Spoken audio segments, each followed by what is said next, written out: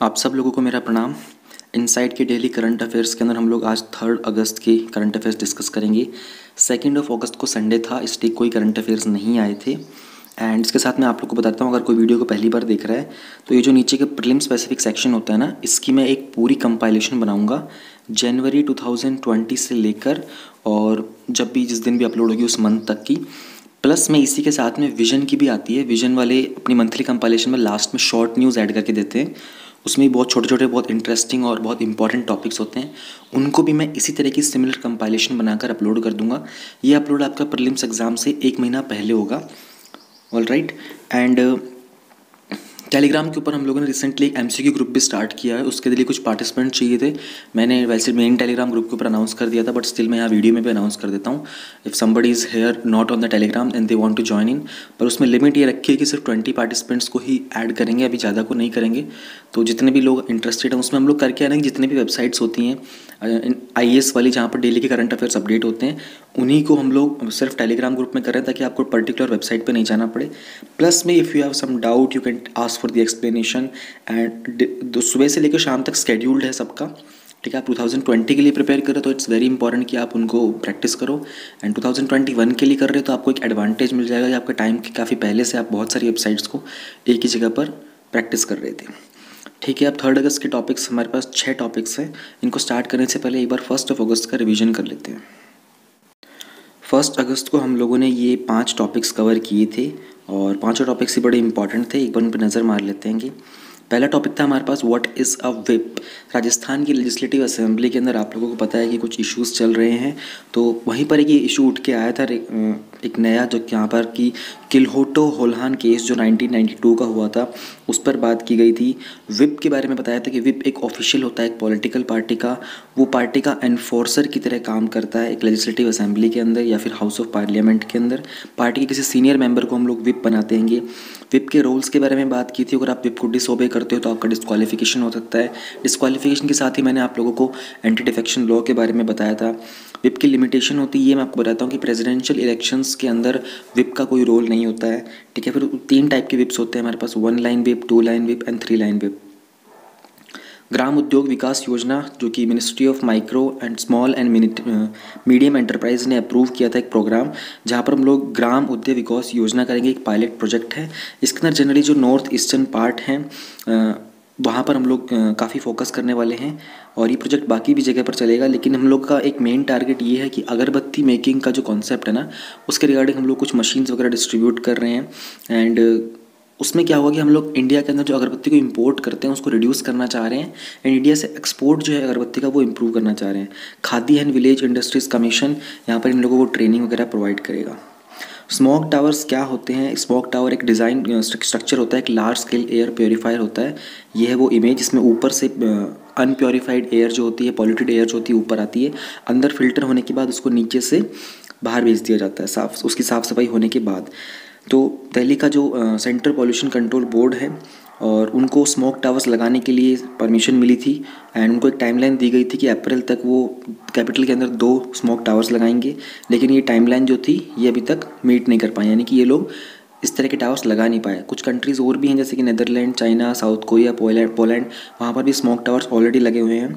2015 के अंदर पहली बार इसको रोटरडम नीदरलैंड्स में लगाया गया था।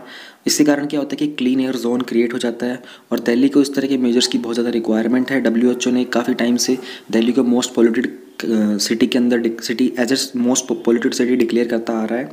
और दिल्ली के अंदर बहुत सारे रीजंस होते हैं पॉल्यूशन के। यहाँ कंस्ट्रक्शन वर्क बहुत होता है, व्हीकल का पॉल्यूशन होता है, इंडस्ट्रीज़ का पॉल्यूशन होता है। प्लस में अगर हम लोग बात करते हैं स्टबल बर्निंग की, जो कि नॉर्थ वेस्टर्न स्टेट से आ रही होती है और जिसके कारण स्मोक जो होती है वो सडनली उसकी क्वांटिटी बढ़ जाती है। फिर पॉल्यूशन को कंट्रोल करने के लिए बहुत सारे मेजर्स लिए गए थे, उनके ऊपर बात की थी। Report on lead poisoning by UNICEF ने एक रिपोर्ट पब्लिश की थी जहाँ पर उन्होंने बात की थी जिसका टाइटल था the toxic truth, children's exposure to lead pollution undermines a generation of potential.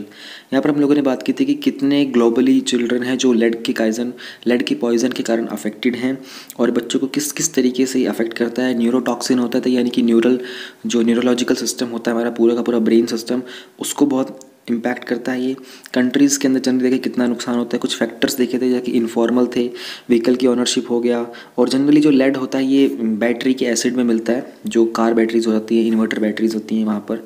Need of the our में हम लोगों ने कुछ स्टेप्स पढ़े थे कि ग्लोबल लेवल के ऊपर, डोमेस्टिक लेवल के ऊपर हम लोग कैसे कैसे अवेयरनेस फैला सकते हैं, क्या मैनेजमेंट कर सकते हैं। लेड के बारे में थोड़े से फैक्ट्स देखे थे कि लेड जो WHO ने डिक्लेयर किए हुए हैं 10 केमिकल्स, उसमें से one of the most harmful chemical है जो कि पब्लिक हेल्थ के लिए कंसर्न है। मैंने आपको 10 केमिकल्स के नाम दिखा भी दिए WHO ने जिनको डिक्लेयर किया हुआ था। और रिसेंटली WHO ने ज्वाइन किया था यूनाइटेड नेशंस के एनवायरनमेंट प्रोग्राम को। यहाँ पर एक ग्लोबल अलायंस बनाया है to eliminate the lead paint. Then we had Mulla Periyar dam issue. Supreme court ने डिसाइड किया था कि एक जो डिमांड थी, उसके एक डिमांड उठाई गई थी कि मुल्ला पेरियार जो डैम है उसका वाटर लेवल जो है उसको थोड़ा सा रिड्यूस कर दिया जाए। तो बट ये जो मुल्ला पेरियार डैम है ये केरला में है, केरला के रीजन में है, पेरियार रिवर के पास। और इसका जो पानी होता है वो सारा का सारा जाता है वहाँ से तमिलनाडु की तरफ। ये काफ़ी पुराना डैम है और इसको अंग्रेज़ों के टाइम पर, यानी कि इसका जो कंस्ट्रक्शन हुआ था वो 1887 के अंदर हुआ था, 1895 तक हुआ था। उस टाइम पे एक ट्रीटी वगैरह साइन की गई थी इसके रिगार्डिंग। और केरला के इद्दुकी डिस्ट्रिक्ट के अंदर है ये। सेंट्रल वाटर कमीशन जो कि गवर्नमेंट ऑफ इंडिया के अंडर आता है, उन्होंने एक रिसेंटली स्टडी की थी। उन्होंने रिकमेंड कर दिया था कि इसका पानी जो है उसको आप 142 फीट तक रख सकते हो, इसका स्ट्रक्चरल डैमेज वगैरह में इतनी कोई प्रॉब्लम नहीं आई है। कुछ सालों पहले एक अर्थक्वेक के कारण उसमें क्रैक्स आ गए थे, तो इसके पानी के लेवल को नीचे करने की बात की गई थी। तो तमिलनाडु ने कहा था कि आप इसका पानी का लेवल नीचे कर रहे हो तो हमारे फार्मर्स को प्रॉब्लम हो रही है मदुरई रीजन के अंदर। फिर केरला ने इसके कारण अपना एक लॉ लेके आए थे, एक लॉ में अमेंडमेंट किया था। उन्होंने इसका वाटर लेवल 136 पे फिट कर दिया था। फिर सुप्रीम कोर्ट ने उसके लॉ को अनकॉन्स्टिट्यूशनल ठहराया था, तो इसके अब पानी के लेवल को फिर से इंक्रीज़ करने की बात की जा रही है। केरला का आर्ग्यूमेंट ये है कि अगर इसके कारण जो पानी का लेवल अगर आप बढ़ाते हो डैम के अंदर, तो जस्ट इन केस अगर कोई अर्थक्वेक वगैरह आ जाता है, कोई डैमेज होता है, तो वहाँ पर अराउंड 30 मिलियन लोग ऐसे होंगे जिनकी लाइफ को बहुत बड़ा इम्पैक्ट होगा वहाँ पर। तो यही सब था मुल्ला पेरियार डैम का इशू। मैंने आप लोगों को मैप भी दिखा दिया था इसके अंदर, and everything else was also done. अब हम बात करते हैं 3 अगस्त के इनसाइट के डेली करंट अफेयर्स के ऊपर। इसमें पहला टॉपिक है हमारा बाल गंगाधर तिलक 100th डेथ एनिवर्सरी। रिसेंटली ही हम लोगों ने इनकी बर्थ एनिवर्सरी के बारे में भी न्यूज़ पढ़ी थी, वो भी आपको नीचे बताऊंगा। 1947 का पैक्ट क्या है गोरखा सोल्जर्स का। पब्लिक सेफ्टी एक्ट क्यों है, ये जम्मू कश्मीर को ध्यान में रखते हुए आया है अभी न्यूज़ में। What is production linked incentive scheme for the electronics manufacture. What is Baidu और what is national transit pass system NTPS। Bal Gangadhar Tilak's 100th anniversary. This topic is covered under GS paper 1 in modern India history from about the middle of the 18th century and until the present. इसके significant events और personalities और उनसे connected issues. One of the fire brand freedom fighters and the strongest proponent of पूर्ण स्वराज और total self rule, Lokmanya बाल गंगाधर तिलक 100th death anniversary ये 1 अगस्त को थी। पूर्ण स्वराज आपको मालूम होना चाहिए, टोटल सेल्फ रूल को थे। स्ट्रॉन्गेस्ट प्रोपोनेंट मतलब ये इसके फेवर में थे। कुछ लोग प्रोपोनेंट वर्ड को ओपोनेंट पढ़ लेते हैं, वो गलती आप मत कीजिएगा। उनको फेवर में थे, वो चाहते थे कि हमको पूर्ण स्वराज मिले, अपना टोटल सेल्फ रूल करें, अंग्रेज़ों को यहाँ से निकाल दें। तो इनकी डेथ एनिवर्सरी 1 अगस्त को होती है। ये इनकी लीगेसी कैसे हम फॉलो करते, कैसे जान सकते हैं। लाल बाल पाल आप लोगों ने सुना होगा। Lal stand for Lala Lajpat Rai, Bal stand for Bal Gangadhar Tilak, Pal stand for Bipin Chandra Pal. Troika थे ये, त्रोइका। और बाल गंगाधर तिलक को हम लोग फादर ऑफ इंडियन अनरेस्ट भी बोलते हैं, और ये टाइटल इनको ब्रिटिश के जो कॉलोनियल रूलर्स थे उन्होंने दिया था। जवाहरलाल नेहरू जी ने, जो इंडिया के पहले प्राइम मिनिस्टर थे, उन्होंने इनको एक टाइटल दिया था father of the Indian revolution. Mahatma Gandhi ने बाल गंगाधर तिलक को डिस्क्राइब किया था the maker of modern India. Mahatma Gandhi के साथ ही एक और आपको मैं वर्ड जोड़ के बता देता हूँ यहाँ पर। महात्मा गांधी के पॉलिटिकल जो गुरु थे उनका नाम था गोपाल कृष्ण गोखले। इसको शॉर्टकट है याद रखने का, GKG, गांधी के गुरु गोपाल कृष्ण गोखले। इस तरीके से आप इसको याद रख सकते हो।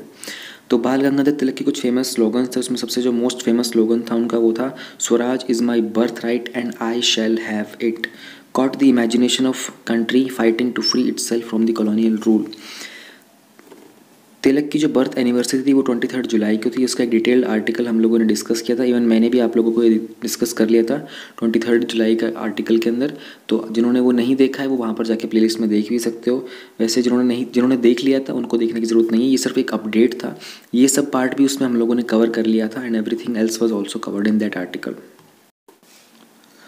Now we have 1947 Pact on Gorkha Soldiers. This topic is also covered under GS Paper 1 in post-independence consolidation and the reorganization within the country. News में क्यों है?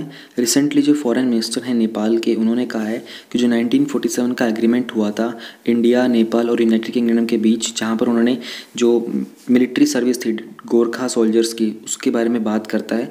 उन्होंने कहा कि बहुत ही रिडंडेंट बन गया है। अब जिसको रिडंडेंट वर्ड का मीनिंग समझ में आता है उसको टाइटल समझ में आ जाएगा। तो रिडंडेंट वर्ड का मीनिंग होता है something which is very superfluous, something that is no longer needed और something which is no longer useful for us, उसको हम लोग बोलते हैं रिडंडेंट। तो ये 1947 का पैक्ट क्या है गोरखा सोल्जर्स का, इसके बारे में देख लेते हैं। जो एंग्लो नेपालीज वॉर हुआ था, इसको गोरखा वॉर भी बोलते हैं, 1814 से 1816 तक, वहाँ पर ब्रिटिश ने डिसाइड किया था कि वो गोरखा सोल्जर्स को रिक्रूट करेंगे और ये डिसीजन उन्होंने 1815 में लिया था। इंडिया के इंडिपेंडेंस के बाद 1947 के बाद जो क्वेश्चन था कि 10 रेजिमेंट्स अलॉट करने हैं गोरखा सोल्जर्स को, इसको सेटल किया था British India Nepal tripartite agreement के अंदर। Very important to understand prelims के लिए और मेंस के लिए, दोनों के लिए। मेंस में आप इसको यूज़ कर सकते हो कहीं पर इस एग्रीमेंट के बारे में, और प्रीलिम्स के अंदर ये कौन सा एग्रीमेंट था जहाँ पर हम लोगों ने 10 रेजिमेंट गोरखा सोल्जर्स की सेटल करने की बात की थी, अलॉट करने की बात की थी। जो एग्रीमेंट था इसने डिवाइड कर दिया था गोरखा के रेजिमेंट्स को, जो ब्रिटिश एम्पायर के थे उनको इंडिया के लिए और यूनाइटेड किंगडम के लिए। और ये भी एश्योर किया गया था कि जो गोरखा सोल्जर्स थे नेपाल के, जो जब तक सर्व करेंगे ब्रिटिश के अंदर, उनको वही पर्क्स और प्रिविलेजेस मिलेंगे जो उनके काउंटर पार्ट्स को, जो कि दूसरे रेजिमेंट्स को मिल रहे थे गोरखा के ही। तो ये उनको एश्योर किया गया था। अभी क्या इशू है? कुछ समय से जो गोरखा के वेटरन्स हैं, वेटरन मतलब कोई भी अपने फील्ड के अंदर अगर बहुत एक्सपीरियंस होता है, प्रोफेशनल हो जाता है ना, उसको वेटरन का टाइटल देते रहता है। वेटरन का मतलब सीधी सी बात है, जैसे कि अगर आप एक्टिंग की बात करते हो तो यू कैन से कि Amitabh Bachchan is a veteran actor, Anupam Kher is a veteran actor, ये अपने फील्ड में बहुत एक्सपीरियंस हैं। अगर आप पॉलिटिशियंस की बात करते हो तो सोनिया गांधी, जवाहरलाल, ये Narendra Modi and Amit Shah type people, Shashi Tharoor, these people they are veteran politicians. इनका एक्सपीरियंस जो है पॉलिटिक्स के अंदर बहुत लंबा है। ये बहुत they know the in and out of all this things, इनको वेटरन बोलते हैं। तो for some time Gorkha veterans have been alleging that the UK has been discriminating against them. तो गोरखा के जो कुछ वेटरन्स थे उन्होंने ये एलिगेशंस लगाए हैं कि यूनाइटेड किंगडम के पास जो पार्ट गया था गोरखा का, वो उनको लिए थोड़ा सा डिस्क्रिमिनेशन कर रहे हैं। The objection from Nepal regarding the Gorkhas serving in the Indian military has been heard more prominently in the recent months in the backdrop of Nepal-India territorial dispute over Kalapani region. Kalapani region के ऊपर मैंने आप लोगों को vision में भी पूरा बताया था, मैप के साथ एक्सप्लेन किया था, और डेली जो हम लोग इनसाइट के कर रहे हैं उसमें भी अच्छे से एक्सप्लेन किया था। इवन उस चीज़ को भी नोटिस में ध्यान में रखते हुए कुछ गोरखास जो इंडियन मिलिट्री में सर्व कर रहे हैं, उन्होंने भी रिसेंट मंथ्स में ये बात उठाई है कि उनके साथ डिस्क्रिमिनेशन हो रहा है। तो दोनों ही इशू के अंदर दोनों ही कंट्री की तरफ से डिस्क्रिमिनेशन की बात की गई है। तो इसके बाद नेक्स्ट क्या है? नेपाल ने यूनाइटेड किंगडम को रिटर्न में भेजा है कि ये जो एंगेजमेंट की थी उन्होंने लंदन के साथ, तो उसको दोबारा से रिव्यू किया जाए ताकि जो गोरखा सोल्जर्स का जो प्रोस्पेक्ट है उसको सिक्योर किया जा सके।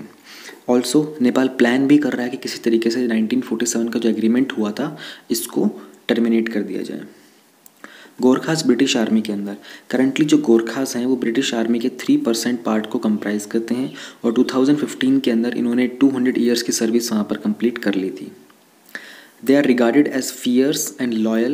Gorkhas are held in the high esteem in the British Army. They are enlisted not only in the infantry but also in the engineering corps and logisticians.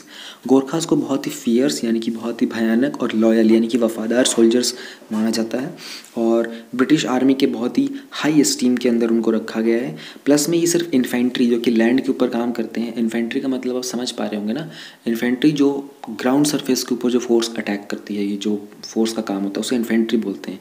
तो ये सिर्फ और सिर्फ इन्फेंट्री में ही होते हैं, वहाँ के इंजीनियरिंग कॉर्प्स में भी होते हैं, लॉजिस्टिक्स डिपार्टमेंट में भी गोरखास होते हैं। इनका एक सिग्नेचर वेपन होता है खुकरी, ये मैं आपको इमेज में दिखा दूंगा। ये फेमस होते हैं, उसकी खुकरी की जो शेप होती है ना वो इनवर्डली कर्व शेप होती हैगी। ठीक है, मैं एक बार आपको दिखा देता हूँ, बेटर रहेगा।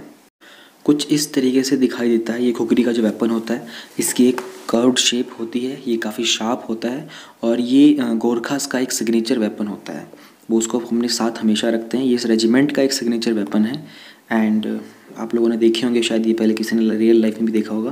ये एक बहुत ही डेंजरस वेपन होता है। ब्रिटेन की जो क्वीन एलिजाबेथ सेकंड हैं उनको 2 पर्सनल गुरखा ऑफिसर्स गार्ड करते हैं। ये एक फैक्ट है जो आपको मालूम होना चाहिए। So it's a pride thing for the Gurkha regiment. And if you talk about the Insta fact, जो इंडियन आर्मी चीफ हैं उनको ऑनरेरी पोस्ट मिली हुई है नेपाल आर्मी के जनरल की। ध्यान देना, ये ऑनरेरी पोस्ट है, ठीक है। तो ये बात आपको मालूम होनी चाहिए। 2 बातें, काफ़ी अच्छे फैक्ट्स मिल गए आपको यहाँ पर जानने को। Now let's look at the prelims questions. Causes क्या थे, आउटकम्स क्या थे एंग्लो नेपालीज वॉर के 1814 और 1816 का। ट्रीटी ऑफ सुगौली क्या थी। ओवरव्यू 1947 के पैक्ट का, ये तो कर ही लिया है। काला पानी कहाँ है, नाकुला कहाँ है, डोकलाम कहाँ है, ये मुझे आपको मैप पे बहुत बार दिखा चुका हूँ, पर चलो ठीक है आज भी दिखा देते हैं एक बार। एंग्लो नेपाल वॉर के कॉजेज़ और इफ़ेक्ट्स क्या थे, एक बार थोड़ा सा इंट्रोडक्शन देख लेते हैं। 17वीं सेंचुरी से जो ब्रिटिशर्स थे वो इंडिया में रूल कर रहे थे और ब्रिटिश ईस्ट इंडिया कंपनी के नाम से रूल कर रहे थे। देखो, आप जिनको पता नहीं होगा अभी भी हिस्ट्री के बाद, ईस्ट इंडिया कंपनी वहाँ की एक प्राइवेट कंपनी थी। जैसे इंडिया के अंदर कोई प्राइवेट कंपनी है, रिलायंस एक प्राइवेट कंपनी है, उसी तरीके से ब्रिटेन के अंदर एक प्राइवेट कंपनी थी जिसका उन्होंने नाम दिया था ईस्ट इंडिया कंपनी, ठीक है। कॉलोनी अपने आप को एक्सपैंड कर रही थी जब से वो लोग इंडिया में एस्टैब्लिश हुए थे। ब्रिटिशर्स जो थे वो नेपाल को कैप्चर करना चाहते थे और अपनी कॉलोनियल टेरिटरी को एक्सपैंड करना चाहते थे। उन्होंने हमेशा जो नेपाल के रूल्स थे उनको फेवर किया था, जो उनको बहुत प्लीज़ भी किया करते थे। और ऐसा कुछ उन्होंने रीज़न नहीं दिखाया था कि जिस तरीके से नेपाल ने कोई ऐसा रीज़न नहीं दिखाया था कि वो उनकी कॉलोनाइजेशन को रेजिस्ट कर रहे थे। उनका एक बहुत लॉन्ग चेरिश्ड प्लान था। फिर उन्होंने नेपाल के साथ वॉर किया 1814-16 के अंदर, जिसको हम लोगों ने नाम दिया एंग्लो नेपाल वॉर। अब इसके बहुत सारे कॉजेज़ थे, political cause, economic cause, natural cause, फिर एक इमीडिएट कॉज भी था। जैसे हम लोगों ने 1857 के जो वॉर ऑफ इंडिपेंडेंस है उसमें भी बहुत सारे कॉजेज़ हैं, पर फिर एक इमीडिएट कॉज भी है जो मंगल पांडे वाला केस था। उसी तरीके से एंग्लो नेपाल वॉर का भी एक इमीडिएट कॉज है, उसके बारे में देखेंगे। पहले एक बार पॉलिटिकल कॉज के बारे में देख लेते हैं। जो ब्रिटिशर्स थे, जो इंग्लिश थे, वो अपनी कॉलोनीज़ को इंडिया में एक्सपैंड कर रहे थे। उसी तरीके से वहाँ पर नेपाल जो था वो यूनिफाई हो रहा था। जो यूनिफिकेशन था नेपाल का, वो कहीं ना कहीं अंग्रेज़ों के इंटरेस्ट के अगेंस्ट था, ठीक है ना। इमीडिएटली जो उनकी विक्ट्री हुई थी काठमांडू के ऊपर और पाटन के ऊपर, जो किंग पृथ्वी नारायण शाह थे, had driven out all the Capuchin clergyman. Capuchin clergyman का मतलब क्या होता है कि जनरली कुछ मेल प्रीस्ट वगैरह होते हैं, मिनिस्टर्स होते हैं, रिलीजियस लीडर्स होते हैं, उन सबको उन्होंने वहाँ से निकाल दिया था काठमांडू और पाटन को जीतने के बाद। किसने? किंग पृथ्वी नारायण शाह ने। नेपाल की जो आर्मी की स्ट्रेंथ थी वो ग्रो कर रही थी और इस एक्टिविटी के ऊपर इंग्लिश की जो ब्रिटिशर्स थे उनकी नज़र थी। उनको लगा कि ये उनके लिए एक रिस्क हो सकता है, जिससे उन्होंने कोशिश की थी हटाने की। उन्होंने डिफीट किया था 22 को और 24 किंग्स को, और उन्होंने फिर शेल्टर ली थी, asking shelter in India. Spared no pains to instigate the English to go in war with Nepal. यानी कि उन्होंने कोई कसर नहीं छोड़ी थी अंग्रेज़ों ने कि वो किसी न किसी तरीके से नेपाल के साथ वॉर करें। इसी के कारण उनको अपनी कुछ जो खोई हुई टेरिटरीज़ थी उनको रिगेन करना पड़ा। ताकि इवन वो रिगेन करना चाहते भी थे, कुछ को रिगेन कर पाए थे, कुछ को नहीं कर पाते। जो इंग्लिश की अथॉरिटीज़ थी उन्होंने अपने ट्रेड डेलीगेट्स भेजे थे नेपाल टाइम टू टाइम तक, ताकि वो अपने पॉलिटिकल और कमर्शियल इंटरेस्ट के जो भी डिस्प्यूट्स थे उनको रिजॉल्व कर सके। एक टीम ऑफ डेलीगेट्स थी जिसको हेड कर रहे थे James Logan, Fox Craft etcetera etcetera. ये नेपाल आए थे अपने हर एक पर्पज़ के लिए, लेकिन वो सब बेकार गया। भीमसेन थापा बहुत डेडली अगेंस्ट थे इंग्लिश के, और उनके बहुत बिटर एक्सपीरियंसेस थे ब्रिटिश की एक्टिविटी को देखते हुए जब भी वो इंडिया आते थे।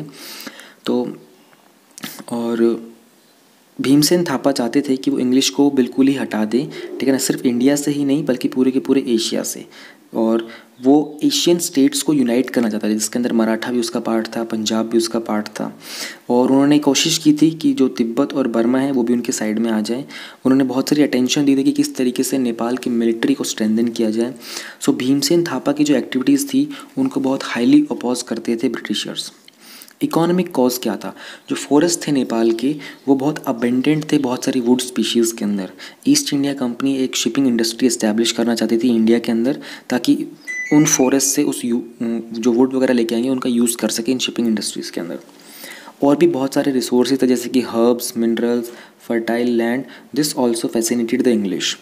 जो इंग्लिश इंडिया कंपनी थी वो अपने आप को एक्सपैंड करना चाहती थी, अपने ट्रेड को एक्सपैंड करना चाहती थी इंडिया से तिब्बत तक नेपाल के थ्रू।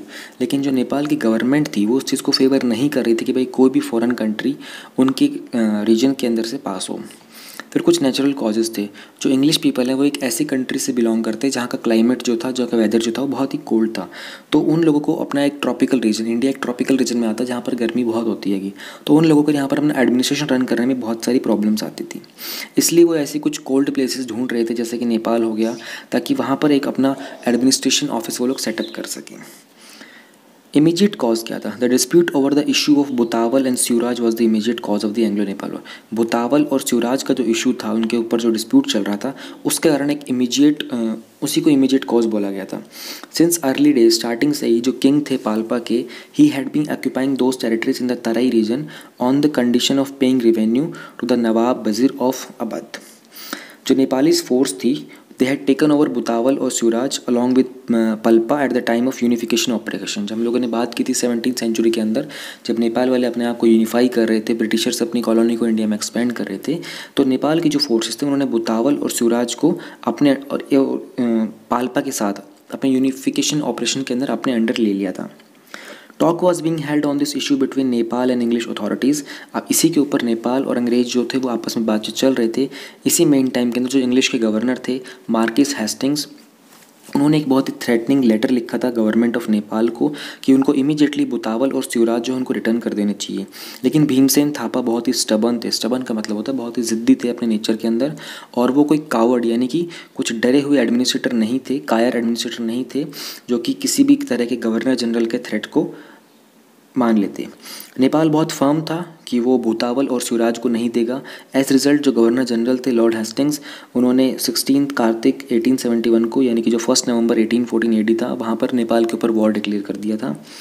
बट जो ब्रिटिश बटालियन था वो नेपाल की टेरिटरी में 8 डेज़ पहले ही आ गया था। यानी कि जो वॉर डिक्लेयर करने की, वॉर की जो डेट डिसाइड की गई थी उससे 8 दिन पहले ही इन्होंने अटैक कर दिया था। अब इसके इफेक्ट्स क्या थे, कॉन्सिक्वेंसेस क्या थे? जो वॉर था ये नियरली 2 सालों तक चला था।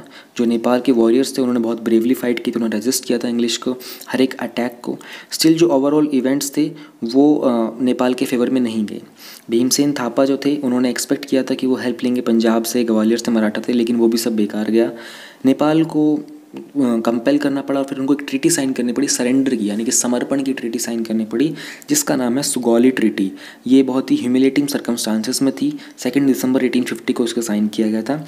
इस ट्रीटी को हैंडेड किया गया था ईस्ट इंडिया कंपनी को किंग के अप्रूवल के साथ 4 मार्च 1816 में। जो एंग्लो वॉर हुआ था और द ट्रीटी इन पर्टिकुलर, उसके कुछ फॉलोइंग कॉन्सिक्वेंसेस थे। जो नेपाल था उनको ऑब्लाइज करना था कि वो सरेंडर करेंगे अपना 1/3 total land east India company को। नेपाल के जो कोल्ड एरियाज थे, कुमाऊँ, गढ़वाल, नैनीताल, दार्जिलिंग, जो आज की डेट में इंडिया के पार्ट हैं, ये सारे के सारे उनको सरेंडर करने पड़े थे। जो इंडियन एम्बेसडर थे नेपाल के, he interfered in the internal affairs of Nepal. उन्होंने नेपाल के जो इंटरनल अफेयर्स थे उनमें इंटरफेयर किया था। Politics of the conspiracy in the place played their role. और जो नेपालीज पीपल थे, Nepali peoples entry into the British army was on the rise. यहाँ से नेपाली लोगों की जो एंट्री थी ब्रिटिश आर्मी के अंदर वो बढ़ जाती है। ट्रीटी के कुछ एडवांटेजेस भी थे, जैसे कि अब इन ब्रिटिशर्स में और नेपाल के बीच में कोई कॉन्फ्लिक्ट नहीं बच गया था। दोनों साइड्स बहुत ही फ्रेंडली हो गए थे और म्यूचुअल कोऑपरेशन था कुछ सब्सिक्वेंट ईयर्स तक। Nepal could prevent the further loss of it territory, यानी कि अब इस ट्रीटी के बाद नेपाल अपने फर्दर किसी लैंड को और लॉस्ट नहीं कर सकता था, तो क्योंकि उनके बीच में एक फ्रेंडली कोऑपरेशन चल रहा था। एंड प्रॉपर्टी के ऊपर उन्होंने जिस ट्रीटी के थ्रू बहुत सारी चीज़ें एग्री की थी। तो ये कुछ कॉन्सिक्वेंसेस थे और इसके कुछ कॉजेज़ थे, ये हम लोगों ने देख लिए हैं। Now we have public safety act. This topic is covered under GS paper 2 in the government policies and interventions for development in various sectors and the issues arising out of their design and implementation. जो status है Jammu and Kashmir का, उसको revoke कर दिया गया था 5 अगस्त को 2019 में। लेकिन उसके ऑलमोस्ट 1 ईयर बाद भी कुछ 2 डज़न मेन स्ट्रीम लीडर्स हैं, यानी कि कुछ 24 के आसपास मेन स्ट्रीम लीडर्स हैं और जो रीजनल पार्टीज़ हैं जम्मू एंड कश्मीर की, वो अभी भी हाउस अरेस्ट के अंदर हैं। स्टेट का जो स्पेशल स्टेटस था उसमें आर्टिकल 370 के अंदर जो उनको स्पेशल स्टेटस मिला था वो उनसे स्ट्रिप आउट कर दिया गया था, छीन लिया गया था, और गवर्नमेंट ने आर्टिकल 35A को भी रिपील कर दिया था। तो तो इस तरह के मेजर से क्या क्या कंसर्न्स एसोसिएटेड हैं। हाउस डिटेंशन की बिना किसी एडमिनिस्ट्रेटिव ऑर्डर के बहुत अनलॉफुल एक्टिविटी है।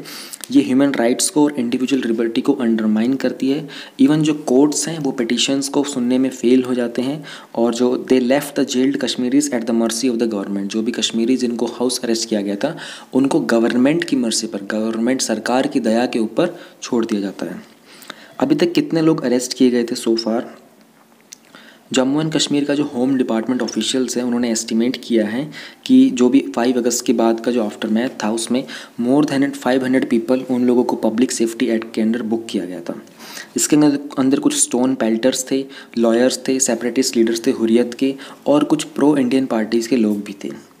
कुछ 250 कश्मीरी डिटेनीज थे, ठीक है ना, वो अभी भी वो यूनियन टेरिटरी जो ना जम्मू एंड कश्मीर की, उसके बाहर के रीजन की कुछ जेल हैं, वहाँ पर उनको अभी तक लॉन्च किया हुआ है। 6 अगस्त 2019 से लेकर मोर देन 600 हीबस कॉर्पस पिटिशंस थी, वो फाइल की गई थी ऑनरेबल हाई कोर्ट जो कि union territory Jammu and Kashmir का है। लेकिन अभी तक किसी पिटिशन के अंदर 1% भी कोई डिसीजन नहीं लिया गया था जम्मू एंड कश्मीर के हाई कोर्ट के द्वारा। तो अब क्या किया जाना चाहिए? Conditional release of these political leaders, ठीक है ना, जिनको 1 साल से ज़्यादा हो चुका है उनको कंडीशनल रिलीज़ पर छोड़ दिया जाना चाहिए। कश्मीर के अंदर हमको 4G नेटवर्क को रिस्टोर करना चाहिए। वहाँ पर पीसफुल पॉलिटिकल एक्टिविटी के लिए हम लोगों को जो भी हम लोगों ने रिस्ट्रिक्शंस लगा रखे हैं, कर्ब्स लगाए हैं, उन सबको हटाना चाहिए। एक मल्टी लेवल डायलॉग होना चाहिए उन लोगों के साथ जो अफेक्ट हुए थे अगस्त 5 के डिसीजन के बाद। जो भी कश्मीरी फार्मर्स और बिजनेसमैन थे जिनका इकोनॉमिक लॉस हुआ था उनको कंपेंसेशन देना चाहिए, उनको मुआवजा देना चाहिए। गवर्नमेंट की पावर क्या होती है पब्लिक सेफ्टी एक्ट के अंदर? हमारे लिए ये पार्ट ज़्यादा इंपॉर्टेंट है, ऊपर वाला सिर्फ एक न्यूज़ थी। Jammu and Kashmir public safety act 1978 को ही हम लोग पब्लिक सेफ्टी एक्ट बोलते हैं। ये एक प्रिवेंटिव डिटेंशन लॉ है। ध्यान देना, प्रिवेंटिव वर्ड का मतलब होता है, जैसे एक हम लाइन बहुत बोलते हैं कि prevention is better than cure, यानी कि चोट लग जाने के बाद उसको ठीक करने से अच्छा है कि उसको प्रिवेंट करो, चोट लगने ही मत दो।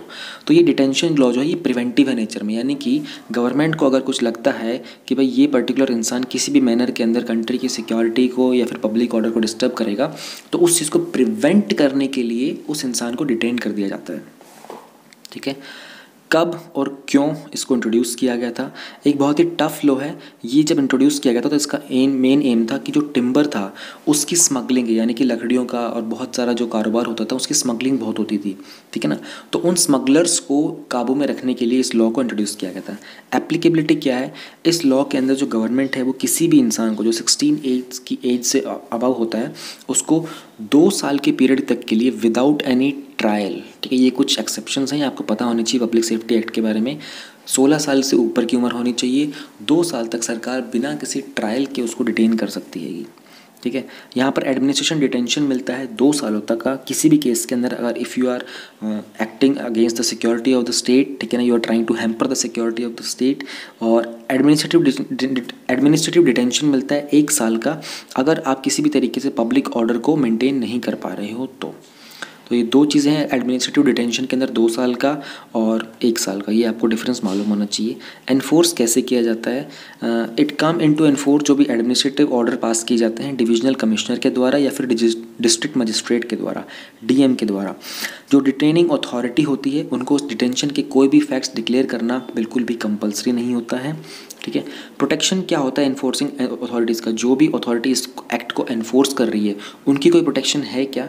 सेक्शन 22 जो इस एक्ट का है वो उन लोगों को प्रोटेक्शन प्रोवाइड करता है इन गुड फेथ, यानी कि उन्होंने किसी गुड फेथ के अंदर इस एक्शन को लिया था under the act. No suit prosecution or any other legal proceeding shall lie against any person or anything done or intended to be done in good faith in the pursuance of the provisions of the act. यानी कि कोई भी आप legal proceeding नहीं चला सकते, कोई prosecution नहीं कर सकते, ठीक है ना, कोई सूट फाइल नहीं कर सकते उस इंसान के खिलाफ जिसने इस एक्ट को एनफोर्स किया था, क्योंकि उस इंसान ने एक गुड फेथ को परस्यू करते हुए इस एक्ट को एनफोर्स किया था। तो इस एक्ट को बनाने के लिए एम्पावरमेंट किसको मिलती है? इस एक्ट के अंदर एक सेक्शन 23 है, गवर्नमेंट को एम्पावरमेंट मिलती है कि वह ऐसे कुछ रूल्स बना सकता है which are consistent with the provision of this act as may be necessary for carrying out the object of this act. इस एक्ट के तहत कुछ भी और चीज़ें ऐड करनी है या फिर कुछ प्रोविजंस में कुछ बदलाव करना है, उसकी पावर गवर्नमेंट के पास होती है। हाउएवर अभी तक ऐसे कोई रूल्स फ्रेम नहीं किए गए हैं जो कि ऐसा कुछ प्रोविजन सेटअप करे कि किस तरीके से हम लोगों को पब्लिक सेफ्टी एक्ट को इम्प्लीमेंट करना है। तो फिर ये इतना कंट्रोवर्शियल क्यों है? कंट्रोवर्सी के कुछ बहुत मेजर से पॉइंट है कि डिटेंशन कर लेते हैं लेकिन कोई ट्रायल नहीं किया जाता है, ठीक है ना, और बेल यानी कि ज़मानत भी फाइल करने का कोई हक नहीं मिलता है, ठीक है। और इसके अलावा भी बहुत सारे वास्ट नंबर ऑफ रीजंस होते हैं डिटेंशन के। फिर माइनर ऑफेंस है या मेजर ऑफेंस है, उसमें कोई डिटेक्शन कोई वो डिफरेंस क्रिएट नहीं करता है। आपने छोटी सी चोरी कर दी 50 रुपये की, गवर्नमेंट को लगा कि आप बड़ी कर सकते हो, आपको डिटेंशन में डाल देंगे। आपने 500 लोगों को मार दिया तो भी आपके ऊपर वही सेम एक्ट लगेगा। तो डिफरेंस क्रिएट नहीं करे कि मेजर ऑफेंस क्या है, माइनर ऑफेंस क्या है। तो क्या कोर्ट इंटरवीन कर सकते हैं? दी ओनली वे जो एडमिनिस्ट्रेटिव प्रिवेंटिव डिटेंशन ऑर्डर है उसको चैलेंज किया जा सकता है वो है कि एक हीपस कॉर्पस पिटीशन फाइल करनी पड़ती है और वो करेंगे डिटेन्ड पर्सन के रिलेटिव्स। ये ओनली वे होता है। हाई कोर्ट और सुप्रीम कोर्ट के पास जुरिस्डिक्शन है कि वो इस तरह की पिटीशंस को सुनेंगे। हाउएवर अगर ऑर्डर को क्वैश कर दिया गया है तो गवर्नमेंट के ऊपर कोई बार नहीं है कि वो एक दूसरा डिटेंशन ऑर्डर पास करेंगे PSA का और उस इंसान को दोबारा से डिटेन करेंगे। तो ये एक अच्छी चीज़ भी है। इसका इफेक्ट क्या है? आर्टिकल 22 का जो क्लॉज 3 है, if a person is arrested or detained under preventive detention then the protection against arrest and detention under article 22 clause 1 and 22 clause 2 shall not be available. तो ये एक फैक्ट आपको इसमें याद रखना पड़ेगा। आई थिंक इसके बारे में मैं आप लोगों को पहले एक बार मंथली कंपाइलेशन में पढ़ा चुका हूँ, पब्लिक सेफ्टी एक्ट, जितना मैं याद कर पा रहा हूँ। I have explain this title before, this topic before also. Article 370, 35 एक इससे रिलेटेड हैं। प्रिवेंटिव डिटेंशन के रिलेटेड क्या प्रोविजंस हैं इंडियन कॉन्स्टिट्यूशन में, ये तो हमने कर ही लिया है। When and why public safety act introduced, ये भी हो गया है। सेक्शन 22, 23 भी हो गया है। हु एनफोर्सेस भी हो गया है। आर्टिकल 370 और आर्टिकल 35A के बारे में अगर आपको पता हो तो आर्टिकल 370 को हम लोग एक तरीके से जम्मू एंड कश्मीर का कॉन्स्टिट्यूशन भी बोलते थे। जम्मू एंड कश्मीर को कुछ एडिशनल राइट्स मिले हुए थे, जैसे कि इंडियन जो मेन लैंड है वो सिर्फ कम्युनिकेशन में, फॉरेन अफेयर्स में और जो डिफेंस है, इन 3 सेक्टर्स में वहाँ पर अपने रूल्स बना सकता है। बाकी वहाँ पर अपनी मर्जी से खुद करेंगे। अगर हम बात करें आर्टिकल 35A की तो उन लोगों को कुछ एडिशनल राइट्स मिले हुए थे, जैसे कि राइट टू प्रॉपर्टी था उनके पास, ठीक है। इवन राइट टू एजुकेशन वहाँ पर इम्प्लीमेंट हो नहीं पा रहा था। वहाँ पर कोई भी जो इंडियन सिटीज़न था वो जम्मू एंड कश्मीर में जाके लैंड नहीं परचेज कर सकता था। ये कुछ एडिशनल एडवांटेज, एक्सक्लूजन्स थे, एक्सेप्शंस थे जम्मू एंड कश्मीर को, क्योंकि आर्टिकल 370 35A में थे। आप लोगों को पता होंगे क्योंकि ये बहुत पहले से चल रहा है, पिछले 1 साल से टॉपिक बहुत बार रिपीट हुआ है। हाँ, वैसे एग्जाम में आने के चांसेस हैं, आने वाले 1-2 सालों के अंदर एग्जाम के अंदर बिल्कुल पूछा जा सकता है, क्योंकि बहुत बड़ा मेजर चेंज किया गया है हमारे कॉन्स्टिट्यूशन के अंदर। 370 बहुत सालों से था, पब्लिक के नज़रों में था। कश्मीरी चाहते थे उसको ना हटाया जाए, लेकिन बाकी इंडियन चाहते थे उसको हटाया जाए ताकि इक्वालिटी प्रोपेल हो। ऐसा नहीं ना कि आप कंट्री के अंदर एक स्टेट को बहुत एडिशनल राइट्स दे रहे हो, उनका अपना खुद का कॉन्स्टिट्यूशन है और इंडिया में बाकी लोगों का एक अलग तरीके का कॉन्स्टिट्यूशन है। तो सबको इक्वल करने के लिए आर्टिकल को हटाया गया था। ये गवर्नमेंट के रीजंस थे। अब इसके ऊपर कंट्रोवर्सी उठ सकती है, इसको हटाने का जो प्रोसेस था वो ठीक था या नहीं था, ये आपको सारे के सारे पता होना चाहिए। विजन की मंथली कंपाइलेशन जो लास्ट ईयर की आई थी उसमें सब कुछ बहुत डिटेल में डिस्कस किया हुआ था। Now we have what is production linked incentive scheme for the electronics manufacturer. This topic is covered under GS paper 3 in effects of liberalization on the economy, changes in industrial policy and their effects on industrial growth. पहले एक बार ये जान लो PLI scheme क्या है। इसको notify किया गया था 1 अप्रैल को और ये पार्ट है नेशनल पॉलिसी ऑन इलेक्ट्रॉनिक्स का। पहले मुझे लगता है कि अगर आपको मैं पहले नेशनल पॉलिसी ऑन इलेक्ट्रॉनिक्स समझा दूंगा तो आपको ये वाली स्कीम ज़्यादा अच्छे से समझ में आएगी, इसलिए पहले हम लोग नेशनल पॉलिसी ऑन इलेक्ट्रॉनिक्स के बारे में बात कर लेते हैं। और ये क्वेश्चन हमारे प्रीलिम्स के लिंक में भी गिवन है कि कुछ की प्रोपोजल्स क्या क्या है नेशनल पॉलिसी ऑन इलेक्ट्रॉनिक्स के बारे में। ये बहुत ही बड़ा मुद्दा है, एग्जाम में आने के पूरे चांसेस हैं इसके। यूनियन कैबिनेट ने फरवरी 2019 में जो प्रपोजल था ministry of electronics and information technology का नेशनल पॉलिसी ऑन इलेक्ट्रॉनिक्स के ऊपर, उसको अपना अप्रूवल दे दिया था। जो पॉलिसी है इसका एनविजन क्या है? एनविजन का मतलब होता है परिकल्पना करना कि हम लोग फ्यूचर में इसमें क्या करेंगे। इंडिया को एक ग्लोबल हब बनाना चाहते हैं हम लोग ESDM का। ESDM की फुल फॉर्म याद कर लो, बहुत बार यूज़ होगा, electronics system design and manufacturing. किस तरीके से बनाएंगे? एनकरेज करेंगे, कैपेबिलिटीज़ को ड्राइव करेंगे कंट्री के अंदर, कोर कंपोनेंट्स की डेवलपिंग पे काम करेंगे, चिपसेट्स को इंक्लूड करेंगे और एक ऐसा इनेबलिंग एनवायरनमेंट बनाएंगे जहाँ पर हमारी इंडस्ट्रीज़ ग्लोबली यानी कि विश्व के स्तर पर कम्पीट कर सकें। NPE 2019 के कुछ सेलिएंट फीचर्स देख लेते हैं। हम लोगों को एक इकोसिस्टम क्रिएट करना है ताकि ESDM सेक्टर को हम लोग ग्लोबली कॉम्पिटिटिव बना सकें। ठीक है। डोमेस्टिक मैन्युफैक्चरिंग को प्रमोट करना है और जो एंटायर वैल्यू चेन है ESDM की, उसमें एक्सपोर्ट को इंक्रीज़ करना है। हम लोग इंसेंटिव्स प्रोवाइड करेंगे जो भी मैन्युफैक्चरिंग होती है कोर इलेक्ट्रॉनिक कंपोनेंट्स की, और उसमें सपोर्ट देंगे। यही वो चीज़ है जिसके ऊपर हमारी आज वाला टॉपिक बेस्ड है। ठीक है, अभी हम लोग इस NPE को पढ़ने के बाद वापस जो पढ़ेंगे वो यही है कि हम लोग क्या इंसेंटिव प्रोवाइड कर रहे हैं इलेक्ट्रॉनिक कंपोनेंट्स के ऊपर। एक स्पेशल पैकेज प्रोवाइड करेंगे इंसेंटिव्स का मेगा प्रोजेक्ट्स को, जो कि एक्सट्रीमली हाईटेक हैं और जहाँ पर बहुत ह्यूज इन्वेस्टमेंट्स की रिक्वायर्ड होती है कि जैसे कि सेमीकंडक्टर की फैसिलिटीज़ होती हैं। ठीक है, वहाँ पर ह्यूज इन्वेस्टमेंट्स रिक्वायर्ड होती है, तो वहाँ पर एक इंसेंटिव का स्पेशल पैकेज प्रोवाइड करेंगे। ठीक है, सूटेबल स्कीम्स बनाएंगे और इंसेंटिव मैकेनिज्म्स बनाएंगे जो न्यू यूनिट्स हैं उनको एनकरेज किया जाए और जो एग्जिस्टिंग यूनिट्स हैं उनको और एक्सपेंड किया जाए इंडिया के अंदर। इंडस्ट्री के अंदर हम लोग रिसर्च एंड डेवलपमेंट को प्रमोट करेंगे, इनोवेशन को भी।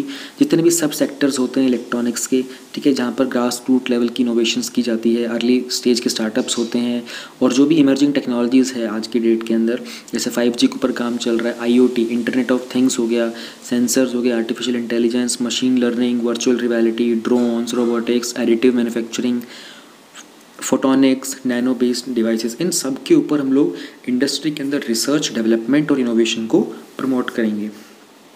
प्लस हम लोग इंसेंटिव्स प्रोवाइड करेंगे जो भी significantly enhancing skilled manpower होती है, और उनकी रीस्किलिंग के अंदर हम लोग इंसेंटिव देंगे ताकि लोग इसमें ज़्यादा से ज़्यादा जुड़ते चले जाएँ। स्पेशल थ्रस्ट मिलेगा फेबलेस चिप डिज़ाइन इंडस्ट्री को। ठीक है, फेबलेस चिप डिज़ाइन इंडस्ट्री को। एंड उसके बाद हम लोग जो मेडिकल इलेक्ट्रॉनिक डिवाइसेस की इंडस्ट्री होती है वहाँ पर भी काम करेंगे। स्पेशल थ्रस्ट का मतलब क्या होता है कि स्पेशल पैकेज मिलेगा ताकि जो उनकी इकॉनमी होती है ना, उस पर्टिकुलर डिपार्टमेंट की जो इकॉनमी, जो फाइनेंस है, उसमें कुछ न्यू फंड इन्वेस्ट किए जाएंगे। ऑटोमोटिव इलेक्ट्रॉनिक इंडस्ट्री में पावर इलेक्ट्रॉनिक्स के लिए, जो कि मोबिलिटी और स्ट्रेटेजिक इलेक्ट्रॉनिक इंडस्ट्री का पार्ट है, एक सॉवरेन पेटेंट फंड क्रिएट करेंगे जहाँ पर हम लोग IP इन ESDM सेक्टर के अंदर जो इंटेलेक्चुअल प्रॉपर्टीज़ होती हैं उनका डेवलपमेंट करना और कैसे और ज़्यादा पेटेंट हम लोग एक्वायर करें। फिर हम लोग जो भी ट्रस्टेड इलेक्ट्रॉनिक्स वैल्यू चेन के इनिशिएटिव्स हैं उनको प्रमोट करेंगे, और जो नेशनल साइबर सिक्योरिटी की प्रोफाइल है इसको और फर्दर इम्प्रूव करते रहेंगे। ये था हमारा पूरा का पूरा नेशनल पॉलिसी ऑन इलेक्ट्रॉनिक्स 2019 का प्रोग्राम। अब हम चलते हैं कि हमारा आज का न्यूज़ क्या है, उसका क्या टॉपिक है। अब आप लोगों को ये वाली चीज़ बहुत ही आसानी से समझ में आ जाएगी। जो ग्लोबल लेवल के जो इलेक्ट्रॉनिक्स जायंट्स हैं, जैसे कि सैमसंग हो गया, इलेक्ट्रॉनिक्स कंपोनेंट्स बहुत बनाता है, पेगाट्रॉन हो गया, फ्लेक्स हो गया, फॉक्सकॉन हो गया, ये अपने फाइनल स्टेज में पहुंच चुके हैं गवर्नमेंट के साथ नेगोशिएशंस के अंदर, ताकि जिस तरीके से इनको मिनिस्ट्री ऑफ इलेक्ट्रॉनिक्स और इंफॉर्मेशन टेक्नोलॉजी से कुछ प्रोडक्शन लिंक्ड इंसेंटिव स्कीम के अंदर जो इंसेंटिव मिलने वाले हैं, कहाँ पर मिलेंगे इंसेंटिव? मोबाइल फ़ोन्स बनाने के लिए, या फिर और जो बाकी सर्टेन जो स्पेसिफाइड इलेक्ट्रॉनिक कंपोनेंट्स होते हैं उनको बनाने के लिए कुछ इंसेंटिव इनको मिलेगा। PLI स्कीम हम लोगों ने नोटिफाई किया था 1 अप्रैल को, ये नेशनल पॉलिसी ऑन इलेक्ट्रॉनिक्स का पार्ट है। ये प्रपोज करता है कि हम लोग कुछ फाइनेंशियल इंसेंटिव देंगे। ध्यान रहे, फाइनेंशियल इंसेंटिव दिया जाएगा। ठीक है, क्यों? ताकि इंडिया के अंदर जो डोमेस्टिक मैन्युफैक्चरिंग होती है ना, और जो लार्ज इन्वेस्टमेंट्स होता है उसको इम्प्रूव किया जाए। ठीक है ना, कहाँ पर? इलेक्ट्रॉनिक्स वैल्यू चेन के अंदर। इस पूरी की पूरी स्कीम के की फीचर्स क्या हैं? स्कीम को हम लोगों ने एक्सटेंड किया है कि 4% से लेकर 6% तक का इंक्रीमेंटल सेल्स के ऊपर जो बेस ईयर डिफाइन करेंगे, वहाँ पर हम लोग कुछ इंसेंटिव देंगे, फाइनेंशियल इंसेंटिव। किस चीज़ के लिए? वो गुड्स जो कि इंडिया में मैन्युफैक्चर किए गए हैं और जो कवर होते हैं हमारे टारगेट सेगमेंट्स के अंदर, इन सभी एलिजिबल कंपनीज़ के अंदर। कब तक दिए जाएंगे? 5 साल का पीरियड होगा। फाइनेंशियल ईयर 2019 को हम लोग बेस ईयर कंसिडर करेंगे इंसेंटिव्स प्रोवाइड करने के लिए। ये स्कीम उन सब के लिए ओपन है, और ये एप्लीकेशंस हैं, ये 4 मंथ्स के लिए हैं इनिशियली। ठीक है, इसको फ्यूचर में एक्सटेंड भी किया जा सकता है। स्कीम को इम्प्लीमेंट करने के लिए एक नोडल एजेंसी को बनाया जाएगा, जिसको हम लोग नाम देंगे प्रोजेक्ट मैनेजमेंट एजेंसी। ये रिस्पॉन्सिबल होगी हर तरह का मैनेजरियल वर्क, एडमिनिस्ट्रेशन और इम्प्लीमेंटेशन करने के लिए। Plus ministry of electronics and information technology की तरफ से और भी कोई रिस्पॉन्सिबिलिटीज़ होंगी, वो भी इस नोडल एजेंसी को असाइन की जाएगी। एलिजिबिलिटी क्या है? इस स्कीम के मुताबिक वो कंपनीज जो मोबाइल फ़ोन्स बनाती हैं, जो बिकते हैं 15,000 से ज़्यादा के, उनको इंसेंटिव मिलेगा 6% तक का उनके इंक्रीमेंटल सेल्स के ऊपर, उन सभी मोबाइल्स के लिए जो इंडिया में मैन्युफैक्चर किए गए थे। सेम कैटेगरीज के अंदर वो कंपनी जिनको इंडियन नेशनल्स ओन करते हैं और इस तरह के मोबाइल्स बनाते हैं, उनका जो एक पूरा अकाउंट सेटअप किया गया है इंसेंटिव्स का, वो 200 करोड़ तक रखा गया अगले 4 साल के लिए। तो किस तरह के इन्वेस्टमेंट को हम लोग कंसिडर करेंगे? कोई जो जितने भी इलेक्ट्रॉनिक मैन्युफैक्चरिंग कंपनीज होंगे जो या तो इंडियन है या फिर इंडिया के अंदर उनका कोई रजिस्टर्ड यूनिट है, वो इस स्कीम के लिए अप्लाई करने के लिए एलिजिबल हैं। ये कंपनीज एक नया यूनिट भी क्रिएट कर सकते हैं इंसेंटिव्स के लिए, या फिर अपने एग्जिस्टिंग यूनिट्स के ऊपर एक से ज़्यादा लोकेशंस के ऊपर अप्लाई कर सकते हैं। हाउएवर लेकिन जो इन्वेस्टमेंट किया जाएगा कंपनीज के द्वारा लैंड और बिल्डिंग्स के ऊपर इस प्रोजेक्ट के लिए, उसके ऊपर हम लोग कोई इंसेंटिव नहीं देंगे, या फिर वो कोई भी एलिजिबिलिटी स्कीम का पार्ट नहीं है। तो इस तरह की स्कीम की हमको ज़रूरत क्यों है? जो domestic electronics hardware manufacturing sector है इंडिया का, हमको वहाँ पर एक प्लेइंग फील्ड नहीं है, यानी कि कंपटीशन इतना अच्छा नहीं है इन रिलेशन टू बाकी जो दूसरे कॉम्पिटिटिंग विज़ का मतलब होता है इन रिलेशन टू बाकी जो दूसरे कॉम्पिटिंग नेशन है, साउथ कोरिया हो गया, हांगकॉन्ग हो गया, जर्मनी हो गया, फ्रांस हो गया, चाइना हो गया।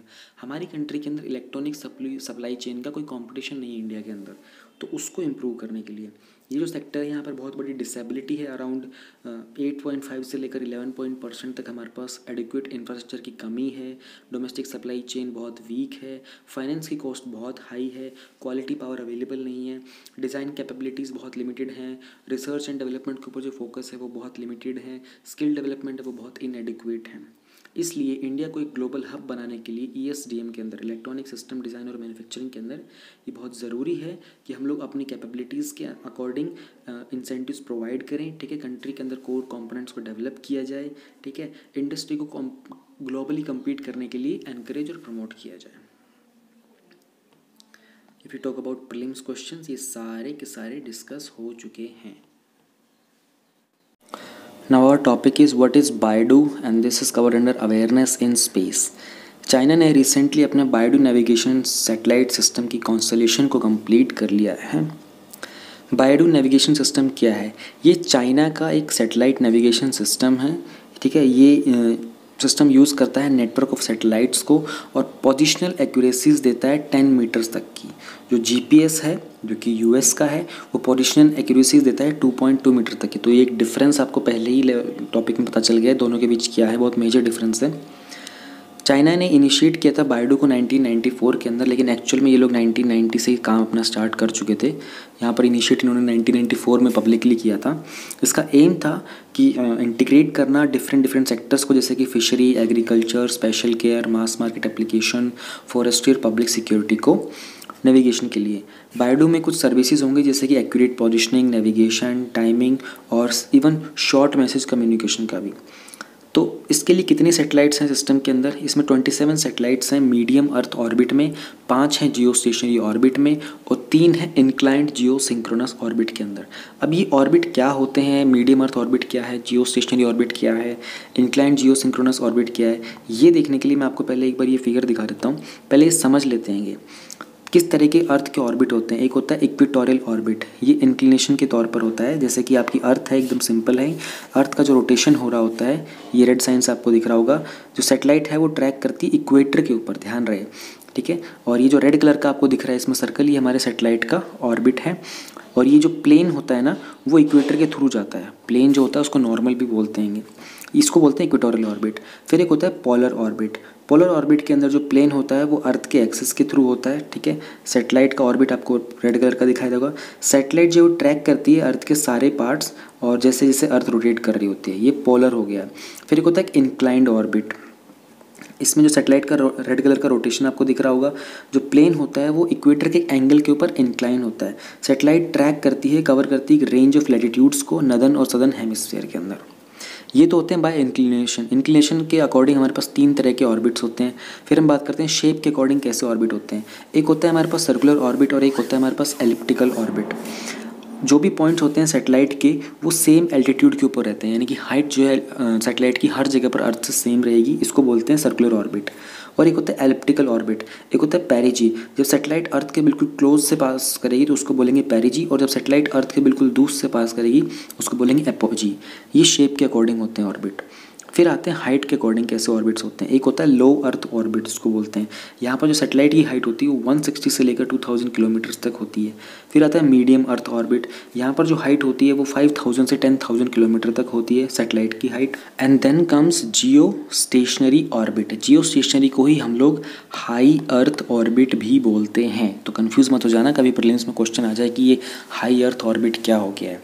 ठीक है, अब हम लोग एक चीज़ यहाँ पर जियो स्टेशनरी को आप भूल जाओ, इसको आप नाम याद रखो। देखो जियो स्टेशनरी का मतलब ये समझ लो कि इसकी हाइट होती है 35,800 तक, और ये अप्रॉक्सीमेटली 36,000 इसको मान सकते हो आप, ठीक है। अगर हम बात करें कि एग्जैक्टली कितना होता है अर्थ के सेंटर से कितना होता है, तो अगर हम बात करें अर्थ के सेंटर से तो 42,164 किलोमीटर का डिस्टेंस होता है इस सेटेलाइट का, 42,164 किलोमीटर का जो जियो स्टेशनरी होती है, ठीक है। अब एक चीज़ मुझे आपको समझानी पड़ेगी कि जियो स्टेशनरी और जियो सिंक्रोनस में क्या डिफरेंस होता है। तो सबसे पहले आप लोगों को ये जानना होगा कि अर्थ का जो रोटेशन पीरियड है वो कितना है। वो 24 आवर्स नहीं है, that is 23 hours 56 minutes 4.09 seconds है। ऑलराइट, ये अर्थ का पूरा रोटेशन पीरियड है, ठीक है। अब हम देखते हैं जियो सिंक्रोनस में और जियो स्टेशनरी में क्या डिफरेंस होता है। What is the difference between Jio synchronous and Jio stationery orbits, ठीक है। जो स्पेशल पोजीशन होती है ना हाई अर्थ ऑर्बिट के अंदर, उसको हम बोलते हैं जियो सिंक्रोनस ऑर्बिट। ध्यान से सुनना, जियो स्टेशनरी और जियो सिंक्रोनस। स्टेशनरी वर्ड का मतलब होता है कि फिक्स हो गया है, ठीक है। जियो वर्ड का मतलब होता है अर्थ, और सिंक्रोनस का मतलब होता है कि उसके साथ सिंक चल रही है, उसी रेंज में चल रही है। अब समझते जाना, थोड़ा सा कन्फ्यूज़ हो सकते हो, लेकिन ध्यान दोगे तो समझ में आ जाएगा। जियो सिंक्रोनस ऑर्बिट क्या होता है?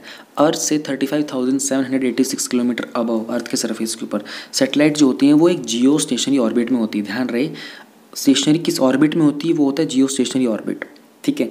और अर्थ के सेंटर से बात करें तो अप्रॉक्सीमेटली इतना होता है। एक इंक्लिनेशन के ऊपर जो जियो सिंक्रोनस ऑर्बिट होता है वो सिंक्रोनाइज करता है रोटेशन ऑफ अर्थ के साथ।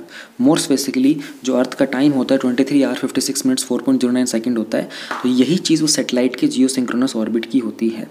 अगर आप अर्थ के ऊपर एक ऑब्जर्वर हो ग्राउंड के ऊपर, तो आपको वो सैटेलाइट एक फिक्स पोजीशन पे दिखाई देगी बिना किसी मूवमेंट के।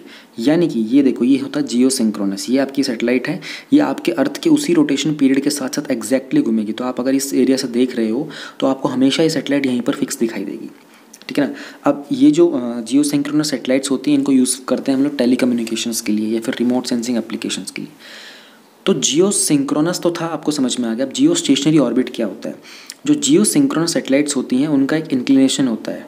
ध्यान देना, ये इंक्लाइंड थी ना ये वाली सैटेलाइट, देखो इसका जो ऑर्बिट है वो ऐसे नीचे की तरफ जा रहा है फिर ऊपर आ रहा है, लेकिन अर्थ का जो इक्वेटर है वो बिल्कुल सेंटर में सीधा है, तो थोड़ी सी इंक्लाइंड थी जियो सिंक्रोनस। जियो स्टेशनरी में क्या होगा, जियो स्टेशनरी ऑर्बिट में होता है कि सेम प्लेन में होती है इक्वेटर के। ध्यान रहना, जियो स्टेशनरी ऑर्बिट जो होता है वो उसी कैटेगरी में पड़ता है जो जियो सिंक्रोनस ऑर्बिट होता है, लेकिन ये इक्वेटर के ऊपर पार्क होती है। जियो सिंक्रोनस कहाँ होती है, वो एक इंक्लिनेशन के ऊपर पार्क होती है। दोनों में बस ये डिफरेंस होता है, ठीक है। और ये थोड़ी सी यूनिक होती है जियो सिंक्रोनस ऑर्बिट से। जो वेदर मॉनिटरिंग सैटेलाइट होती हैं जैसे GOES हो गया, ये सारी की सारी जियो स्टेशनरी ऑर्बिट में होती हैं क्योंकि ये कांस्टेंट व्यू देती हैं अर्थ के सेम एरिया के ऊपर, और एक हाई अर्थ ऑर्बिट के अंदर ये बहुत यूज़फुल होती हैं रेस्क्यू बीकन्स वगैरह के लिए। तो दोनों अगर हम दोनों ही उनको कंपेयर करें तो ये होता है जियो स्टेशनरी का मूवमेंट, ये बिल्कुल सीधी होती है इक्वेटर की, और हम बात करें जियो सिंक्रोनस तो ये यूँ चेंज हो रही होती है क्योंकि अर्थ के इंक्लिनेशन के ऊपर होती है ये। ऑलराइट, अब मुझे लगता है कि जियो सिंक्रोनस और जियो स्टेशनरी में आपको डिफरेंस समझ में आ गया होगा। नहीं हो गया तो थोड़ा सा एक बार 2 मिनट पीछे जाके दोबारा से देख लो, भूलना मत, ही बहुत काम आएगा। हम लोगों ने ऑर्बिट्स देख ली, हम लोगों ने जियो सिंक्रोनस जियो स्टेशनरी देख लिया। आप देख लेते कि चाइना के लिए बायडू की इंपॉर्टेंस क्या है। जो टाइज हैं US के और चाइना के, वो डिटेरियोरेट हो रहे हैं, ख़राब होते जा रहे हैं। तो ये बहुत इंपॉर्टेंट है चाइना के लिए कि उनके पास खुद का नेविगेशन सिस्टम हो जिसका US के ऊपर कोई कंट्रोल ना हो।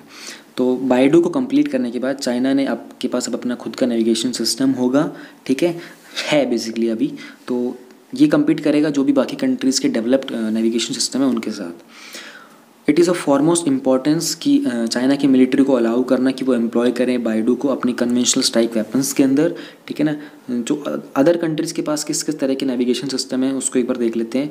GPS है, उसको ऑन करती है US की गवर्नमेंट और इसको ऑपरेट करती है US की एयरफोर्स, ठीक है। एंड अगर हम बात करें GPS के बारे में फर्दर थोड़ा सा और इसके बारे में डिटेल, यहाँ पर लिखा तो हुआ है कि इसको ऑपरेट करती है US की एयरफोर्स, लेकिन अगर आप गूगल पे वैसे सर्च करोगे तो GPS को US की स्पेस फोर्स ऑपरेट करती है। US की स्पेस फोर्स को रिसेंटली ही जो US के प्रेसिडेंट डोनाल्ड ट्रंप, उन्होंने अपना नोट दे दिया था, यानी कि एग्रीमेंट दे दिया था। इसी तरीके से रशिया का जो नेविगेशन सिस्टम है उसको बोलते हैं ग्लोनास, ठीक है। ये काफ़ी पहले स्टार्ट हो चुका था, लेकिन ये 2000 के आसपास आके कंप्लीट हुआ था। यूरोपियन यूनियन का है गैलीलियो और इंडिया का है नाविक। नाविक के बारे में आप लोगों ने पहले भी बहुत पढ़ा होगा। हम लोगों ने इसके अंदर 7 सैटेलाइट्स को एक कॉन्स्टलेशन जो है वो बनाया है, ठीक है। और ये इसमें से 3 जो सैटेलाइट्स रहेंगी वो इंडियन ओशन के ऊपर स्टेशनरी रहेंगी, वो बिल्कुल स्टेशनरी अपीयर करेंगी। और जो 4 होंगी वो हमारी जियो सिंक्रोनस होंगी नाविक के अंदर, ठीक है ना। इंडिया के लिए एक ग्लोबल नेविगेशन सिस्टम होना बहुत इंपॉर्टेंट था। जैसे कि आपको पता, कारगिल वॉर के अंदर यूएस ने हम लोगों को कुछ पर्टिकुलर लोकेशंस के ऊपर एक्सेस देने से मना कर दिया था उस टाइम पर, ठीक है। कारगिल वॉर के अंदर की बात थी। तो इसी कारण बहुत सारी कंट्रीज़ को भी लगा कि उनको अपना एक सिस्टम डेवलप कर लेना चाहिए। रशिया ने भी तभी डेवलप किया था फिर, और कंट्रीज़ बाकी लग रही थी। चाइना का जो बाइडो था 2018 में मतलब सर्विसेज बिगन कर दी थी, और फुल डिप्लॉयमेंट अभी 2020 के अंदर हुआ है। और अगर हम बात करें जापान का, तो वहाँ पर एक क्वासी जेनिथ सैटेलाइट सिस्टम, उसको हम बोलते हैं QZSS, ठीक है ना। ये भी एक GNSS satellite based augmentation system है, जो कि एशिया के ओशियनिया के अंदर अपनी बहुत सारी एक्यूरेसी इंप्रूव करता है। और ये एक GPS बनने के लिए, इंडिपेंडेंट बनने के लिए 2023 के लिए स्केड्यूल्ड है, जो QZSS की हम बात कर रहे थे। तो ठीक है, ये सारे मैंने आपको बता दिए हैंगे। और नाविक के बारे में दे दिया थोड़ा सा, ग्लोनास, डिफरेंट सर्विसेज, हो गया ये वाले भी सारे के सारे कवर।